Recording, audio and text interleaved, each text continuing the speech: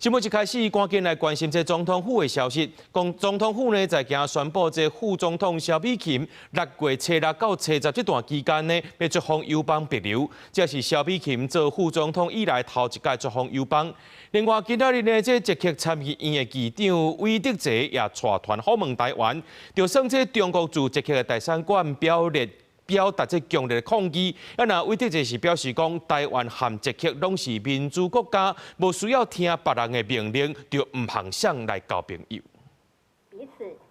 情況恢復關係，總統府初一宣布，副總統蕭美琴6月初6到初10會出訪咱國友邦帛琉共和國。這也是蕭美琴擔任副總統以來頭一擺出訪友邦。這團訪問團成員包括衛福部處長林靜儀、外交部處長高柏宣。羅總統望訪問團達到3個目標，包括深化兩國邦誼，協助帛琉推廣永續觀光，加見證代表聯邦計劃推動成果。也毋過因為頂擺總統出訪施瓦蒂尼遭到中國施壓干預，各界也關注。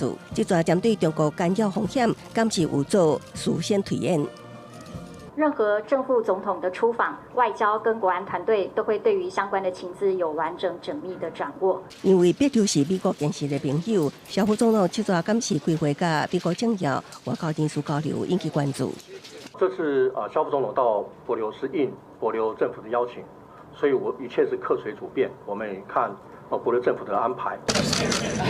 國際朋友過來台灣訪問，捷克參議院議長韋德奇初一帶團來台，中島拜會立法院，由立法院長韓國瑜親自迎接。韋德奇也特別秀出牌仔，頂面有台灣甲捷克的記章，刷來送一隻插座的捷克獅仔送給韓國瑜。佮說明獅仔的特性，跋倒的時總是重新站起來，祝福台捷關係也總是站起來。台灣和Česko jsou svobodné a demokratické země.